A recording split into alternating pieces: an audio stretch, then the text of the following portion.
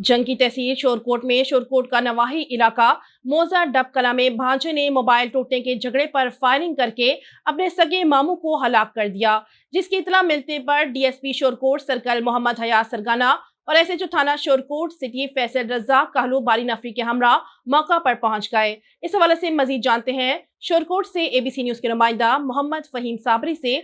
जी फहीम साबरी, तफसीलात से आगाह कीजिएगा। जी बिल्कुल, इस वक्त शोरकोट का नवा इलाका मोजा डब कला में मौजूद हूँ।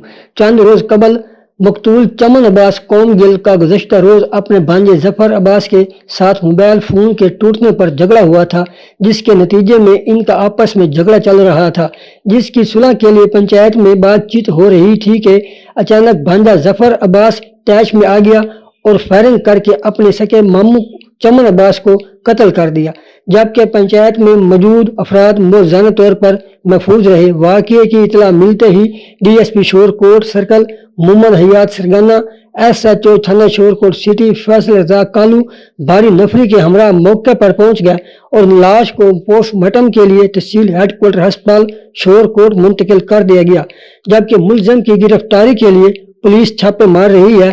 पुलिस ने मुलजिम के खिलाफ मुकदमा दर्ज कर लिया है और लाश को जरूरी कार्रवाई के बाद वर्षा के हवाले कर दिया गया। जी शुक्रिया फहीम साबरी, तफसीलात से आगाह करने के लिए। नाज़रीन, मज़ीद खबरों के लिए देखते रहिए एबीसी न्यूज़ पाकिस्तान।